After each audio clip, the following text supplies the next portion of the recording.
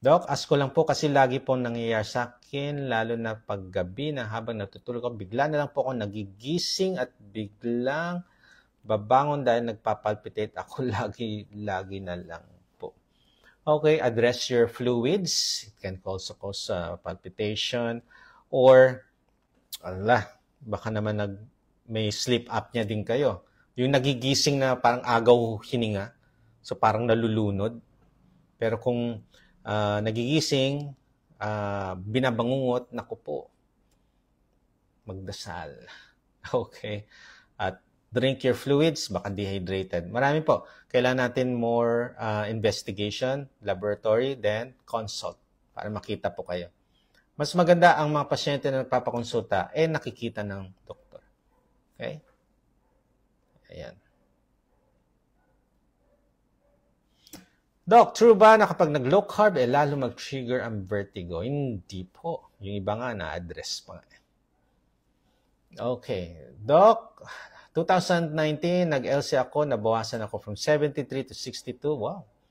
Pero dahil sa pandemic, balik sa dati. Oo nga.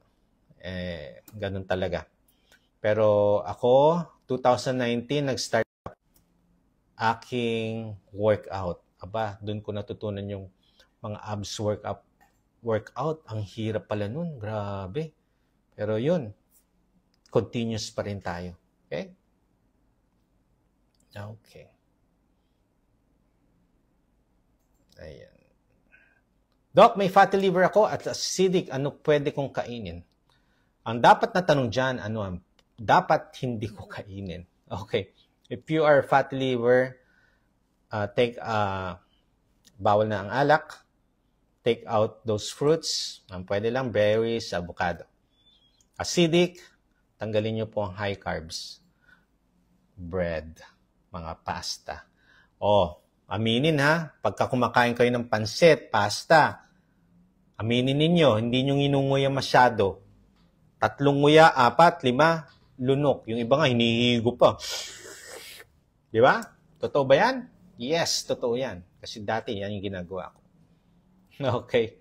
Kaya kita nyo, hindi nadadigest ang inyong mga kinakain. Ang hapdi sa sikmura niyan. Okay? Ayan. Rheumatoid arthritis, bagay ba sa low carb? Yes po. Because inflammatory process ang rheumatoid arthritis. Ang low carb addresses the inflammation. Okay? Ayan. Ano po ang magandang pampataas ng hemoglobin? Mataas po kasi ang CREA ko pero hindi nagdadialysis. So, ibig sabihin, you are having a condition na may chronic kidney disease. So, pagka may chronic kidney disease,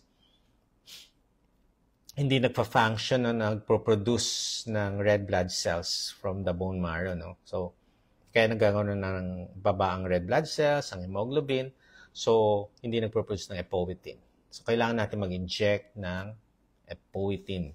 So, consult your nephro, ask about it. Yan po nagpapataas ng red blood cells at hemoglobin. Okay. Good evening. Nag-low carb ako. 2 months na, no rice, bread, gravy, pero may time na gutom ako. Kumain ako ng konting rice lang. Pwede po ba ito? Okay.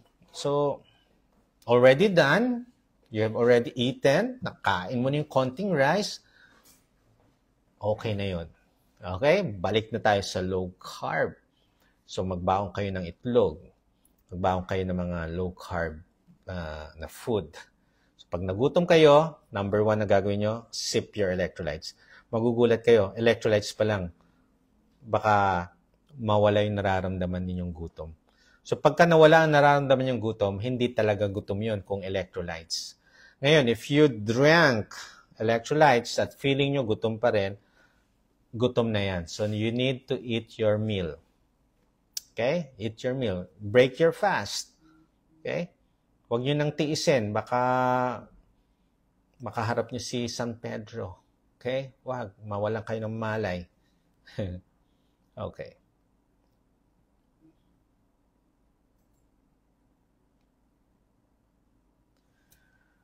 Okay.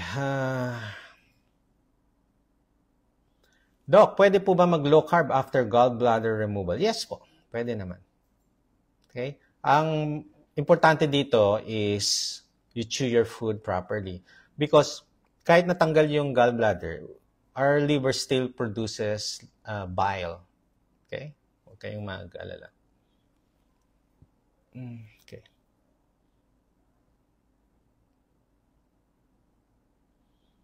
Wow, Doc, 24. Intermittent po ako plus low carb for 1 per minsan may cheat na high carb once a week. Naku po. Hindi, syempre, hindi okay. Ingat po tayo, no? When we do extended fasting, mag-ingat po tayo. When you break your fast, break it gently. Paano? Bone broth. Sip your bone broth. After 30 minutes, you can eat. Usually, ito ginagawa pagka mga 32 hours fasting na ginagawa nyo. No? Yung iba naman, pwede rin naman kahit 20 hours kung hindi pa naman kayo gutom niyan. Pwede kayong humigop muna ng sabaw. Okay? Break it gently. Katulad niyan. Okay. Okay. May hunting katanungan lang ako. Normal kaya, normal sugar, normal BP. Lagi akong nag-basketball tuwing Sabado, Linggo at Huwebes.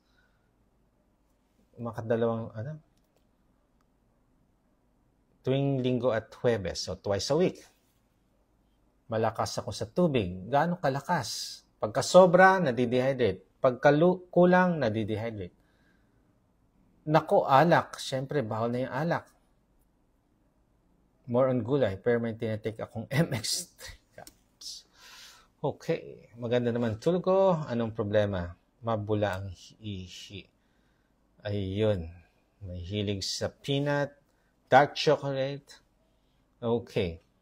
Oh, ba't may protina na sa ihi? Okay. Correction ha. Hindi porket mabula ang ihi, may protein na ang ihi. Ipakonsulta, ipa-urinar, ipa-check, check natin ang ihi ninyo kung talaga may protina. So, ang indication na may protein, number 1 muna, infection. Titingnan natin kung may infection. Number 2, kung may dehydration. Number 3, strenuous activity.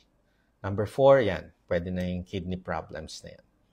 Okay? So, kung mabulang ihi, baka dehydrated po kayo. Hindi porket malakas uminom na, mayroong iba, 5 litro, 4 na litro, 6 na litro uminom ng tubig. Pero, nakaka-dehydrate pa rin. Bakit? Ihi kayo ng ihi. Pag uminom kayo ng water, walang electrolytes, walang minerals. Pero pag umihi kayo, may electrolytes, may minerals na lumalabas. Okay? So, hindi siya pareho. Alright. Okay, pwede po mag-low carb, diabetic at may CKD stage 1, isa na lang kidney. Naku, bakit lang isang... Okay, another complication of diabetic is CKD. So if you want to correct the sugar, makokorek kayong CKD. Diba? Take note, isa na lang kidney mo. Ingatan na natin ang kidney natin. Okay. Ano yung cystatin C? Accurate ba ito sa creatinine? Yes, mas accurate sa aking kaalaman, ang cystatin C mas accurate. Pero same pa rin siya. Tinitingnan ang function ng ating kidney. Cystatin C and creatinine. Same lang naman po. Pero mas accurate sa akin ang cystatin C. Doc, sa laboratory test po ay nagkaroon ng protein ihi ng Mr. ko. Dati po ay wala, pero bumaba naman po ang CREA. 156. Last month po ay 175. Tumas naman po ang EGFR, 42. Bakit po kaya may protein ang ihi? Ayun, katulad na sinabi ko. If may inflammation, may infection, lalo na pagka may dugo ang ihi natin. Protein ang dugo. So, pwedeng tumaas ang Yung infection can also increase, can also have protein in our urine. So, i-address po yan. Ngayon, kung meron kayong kidney disease, well, talagang may protein ang ihi. Okay? Dati wala. Okay. Crea and ihi lang. Need natin makita yung ibang mga laboratory. Doc, nakaka-gout po ba ang black coffee? Hindi po. Ang nakaka-gout, fructose, yung mga fruits, high carbs, sugar.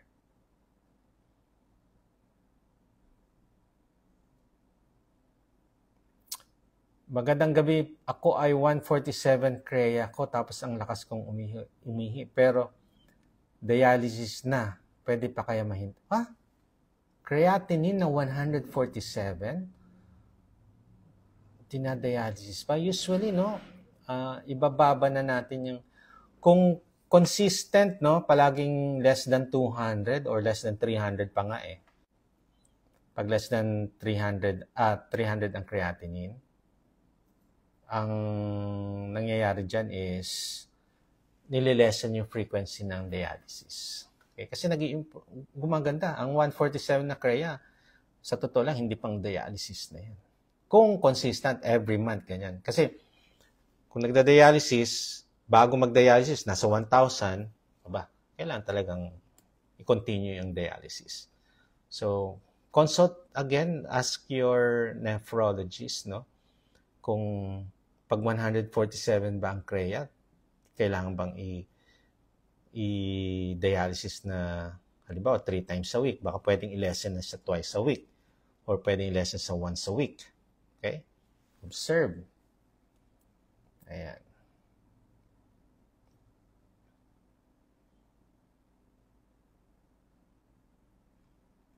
Okay. Okay. Doc, may diabetes po ako. 386. No maintenance ako iniinom. Nako. Okay. If wala kayong iniinom na maintenance, halimbawa 300, 400 ang inyong sugar, may damage siyang ginagawa sa katawan natin, ha?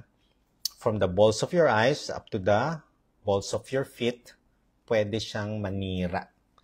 So, when you know na ganyan kataas ang sugar ninyo, start cutting sugar na. High carbs, ultra-processed food. Mag-lifestyle change kayo, mag-low-carb lifestyle. Then after 3 months, paulit natin. Kung bumaba siya, kahit sabihin natin naging 150, mataas pa rin siya, pero from 300 down to 150, very good. Continue your lifestyle without taking medication, magno-normal na siya. Observe, pag hindi bumaba, baka kailangan na natin ng medication. Okay? Yan yung mga if. Gawin muna natin to. Pag nag-improve, continue. Pag hindi nag-improve, lalong tumaas, naging 500, we need medication. Okay? Ayan. Hello, Doc. Ilang oras po pwede mag-fasting ang mga na mild stroke? Okay. Always remember to eat when hungry. Chew your food properly. Swallow it. Then swallow it. Stop when already full. Paano mo malalaman kung nag-overeat ka? When you stand up at mabigat ang tiyan, nag-overeat na kayo. Hello, Doc. I'm low carb for almost 4 months. 4 na buwan. Nung magpalab ako, nagpa-check sa akin, Doc, bumaba na sugar ko. Almost decade, 10 years na diabetic. Tinanggal ng doc ang metformin, then binawasan dosage ng pang-high blood ko. Tapos nagbigay siya ng vitamins, pero yung uric ko mataas, 500 plus. Okay. Address the fluids, usually sa uric acid, baka dehydrated po kayo. Okay? Ayan, haba. May nagbabawas na pala ng mga medication. Very good. Nag-improve. Ibig sabihin, nag-improve ang health nyo pag nababawasan na ang medication niyo. Okay? Continue lang po. Okay.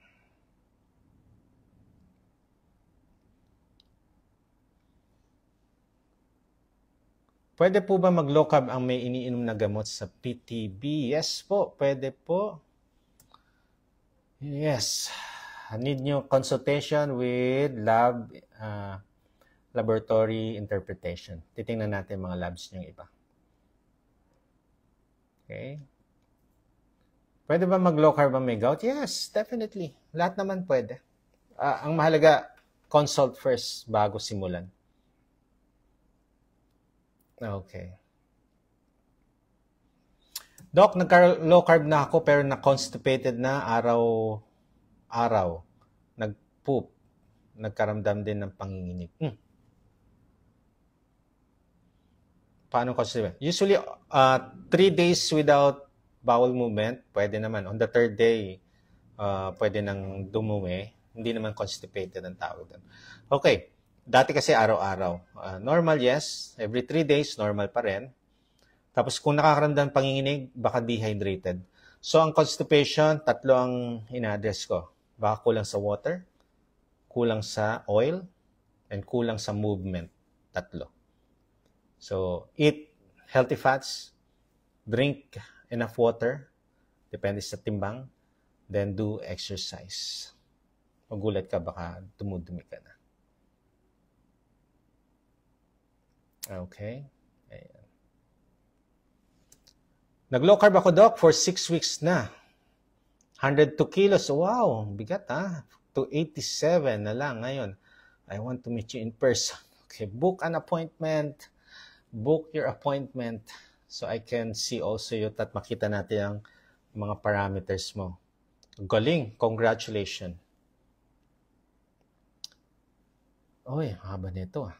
Good evening po, Doc. First, salamat sa inyong mga guide. May our Almighty God bless you always. Nagpalab po ako at ang result, FBS 2, BUN is 68, elevated ah. CREA elevated 10, 1.6. Okay. Protein plus 1.